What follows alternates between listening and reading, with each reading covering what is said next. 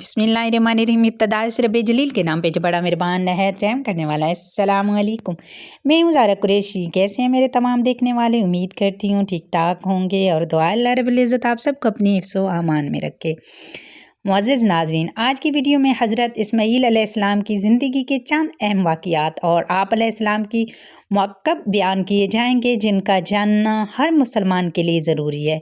लेकिन अगर आप हमारे चैनल पर नए हैं तो बराए मेहरबानी इस्लामी हिस्ट्री विद ज़ारा कुरैशी को सब्सक्राइब कर लें ताकि आने वाली हर मालूमाती और इस्लामी स्टोरीज़ आपको मिलती रहे। वीडियो पसंद आए तो लाइक भी कर दें और अपने चाहने वालों के साथ वीडियो को शेयर भी कर दिया करें ताकि आपके साथ साथ वो भी इन खूबसूरत वाक़ियात से मुस्तफ़ीद हो सके। शुक्रिया।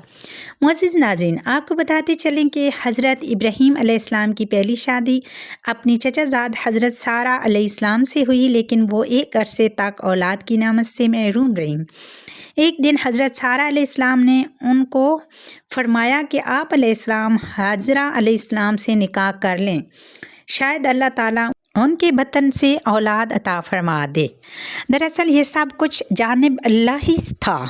चुनांचे आप अलैहिस्सलाम ने हज़रत हाजरा अलैहिस्सलाम को अपनी ज़ौजियात में ले लिया और शादी के साल बाद ही उन्होंने हज़रत इस्माईल अलैहिस्सलाम को जन्म दिया। और रवायत के मुताबिक उस वक़्त हज़रत इब्राहीम अलैहिस्सलाम की उम्र मुबारक 86 साल थी जब हज़रत हाजरा अलैहिस्सलाम उम्मीद से थीं तो फरिश्ते ने हज़रत इब्राहीम अलैहिस्सलाम को लड़का होने की नवीद सुनाई और इस्माईल नाम रखने को कहा। नाज़रीन इकराम, बेटी की पैदाइश पर हज़रत इब्राहीम अलैहिस्सलाम ने हुक्म के मुताबिक उनका नाम इस्माईल रखा। अभी बेटे की पैदाइश पर खुशियों का भरपूर इज़हार भी न कर पाए थे कि उन्हें एक बड़ी आजमाइश से गुजरना पड़ा। बाहुक्म इलाही नामालूद लख्ते जिगर और फर्माबरदार बीवी को मुल्क शाम से हज़ारों मील दूर एक ऐसी वादी में छोड़े आए जहाँ मेलों तक न पानी था, न चरिंद, न परिंद, न आदिम था, न आदिम ज़ात।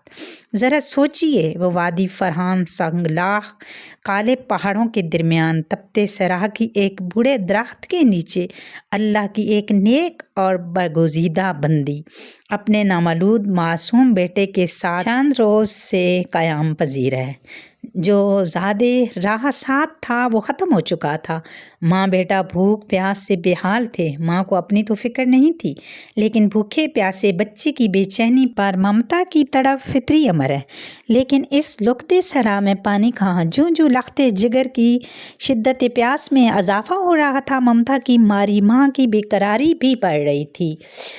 इस हालत अस्तराब में करीब वाक़या पहाड़ सफ़ा पर चढ़ी के शायद किसी इंसान या पानी का निशान मिल जाए, लेकिन बेसुध तड़पते दिल के साथ भागते हुए ज़रा दूसरी पहाड़ी मरवा पर चढ़ी, लेकिन बेफ़ायदा। इसी तरह दोनों पहाड़ियों के दरमियान पानी की तलाश में 7 चक्कर मुकम्मल कर लिए। उधर अल्लाह जल्ला शानहू ने हज़रत जिब्राईल अमीन अलैहिस्सलाम के ज़रिए शीरखार इस्माईल अलैहिस्सलाम के कदमों तले दुनिया के सबसे मुतबरक और पाकीज़ा पानी का चश्मा जारी करके रहती दुनिया तक के लिए ये पैगाम दे दिया, अल्लाह पर तवक्कुल करने वाले सब्र व शुक्र करने वाले बंदों को ऐसी ही बेहश कीमत अनामात से नवाजा जाता है। हज़रत अब्दुल्ला बिन अब्बास रज़ी अल्लाह ताला अन्हो से रवायत है कि नबी करीम सल्लल्लाहु अलैहि वसल्लम ने फरमाया कि अल्लाह पाक हज़रत इस्माईल अलैहिस्सलाम की वालदा पर रहमत फरमाए, अगर वो पानी से चुल्लू ना भरती और उसे रोकने का ना कहती तो वो एक बहता हुआ चश्मा होता।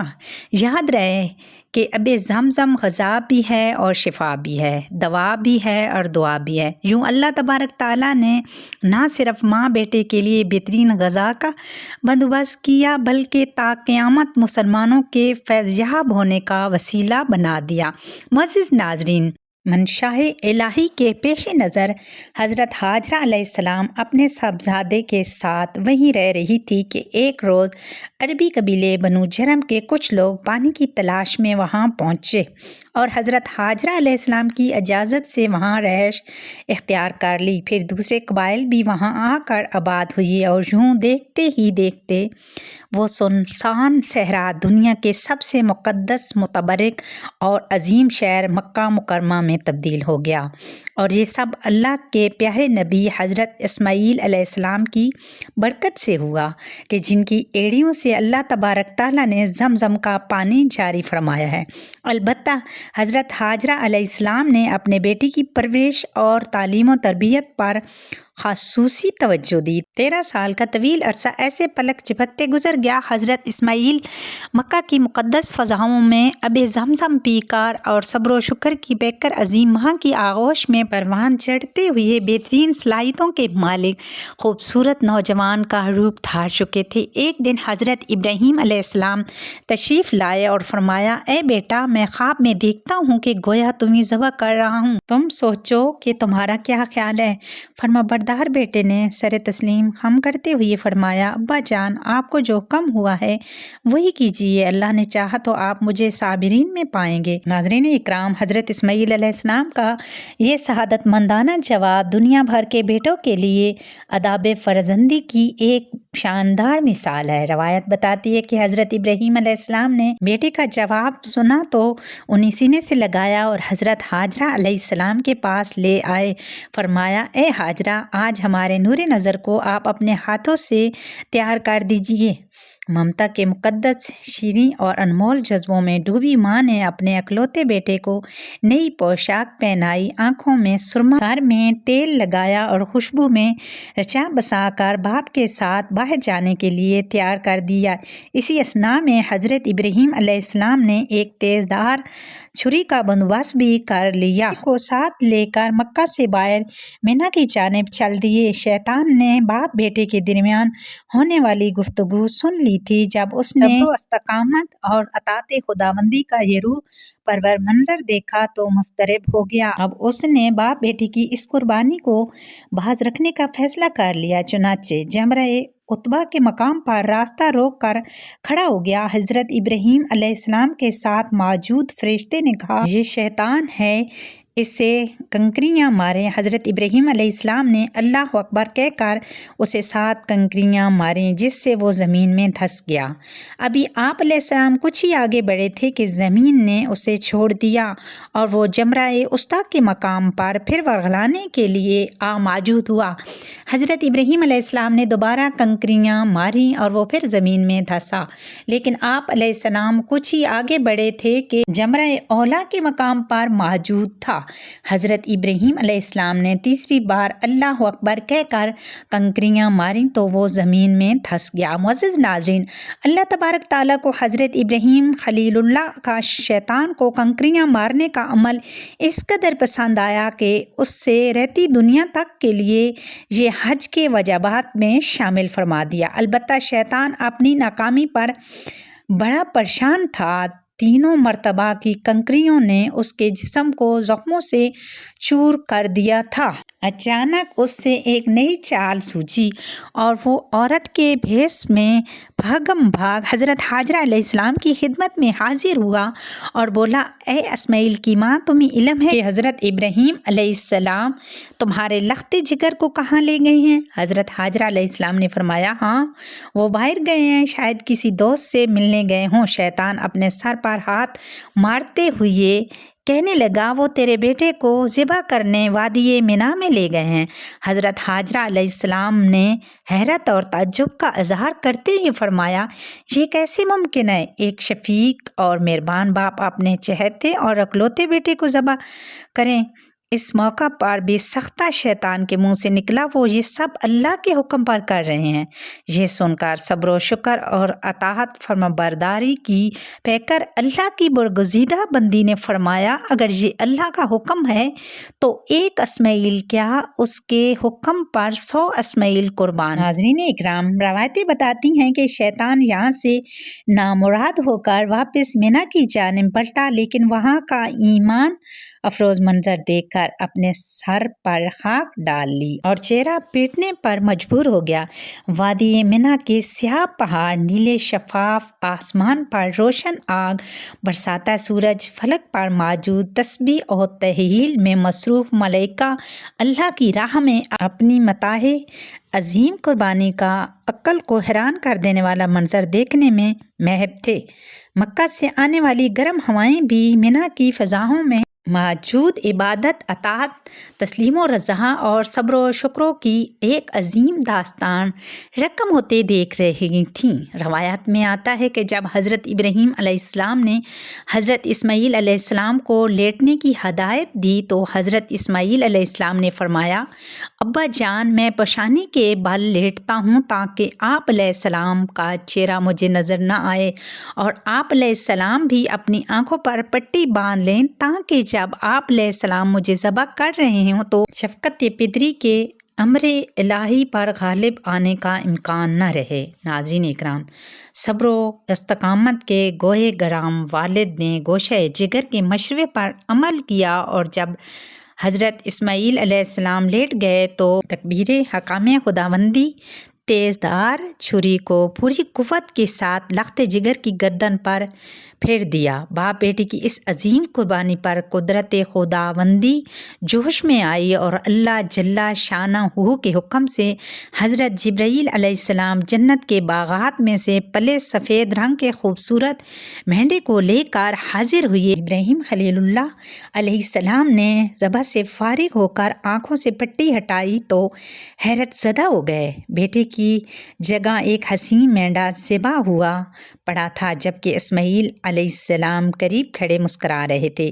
اسی اثنا میں غیب سے آواز آئی، اے ابراہیم، تو نے اپنا خواب سچ کر دکھایا، بے شک ہم نیکی کرنے والوں کو ایسا ہی بدلہ دیا کرتے ہیں۔ ناظرین اکرام، حضرت ابراہیم علیہ السلام اور حضرت اسماعیل علیہ السلام کے بے مثال جذبہ عیسیٰ پر اطاعت و فرمانبرداری، جرأت استقامت، تسلیم و رضا اور صبر و شکر پر مورے تصدیق ثابت کرتی ہوئی اللہ تعالیٰ نے قرآن پاک میں فرمایا ہے، اور ہم نے اسماعیل کی عظیم قربانی پر اسے فدیہ دے دیا۔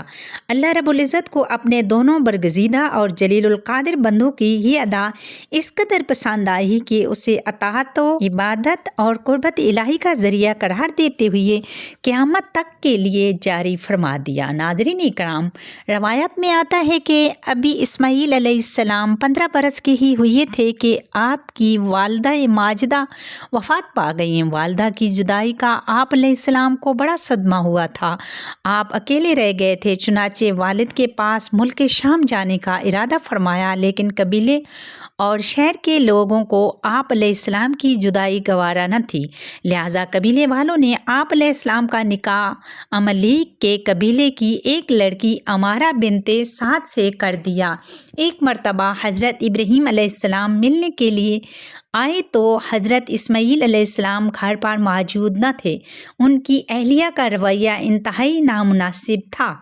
وہ بیٹے کو ان خاتون سے علیحدگی اختیار کرنے کا پیغام دے کر چلے گئے۔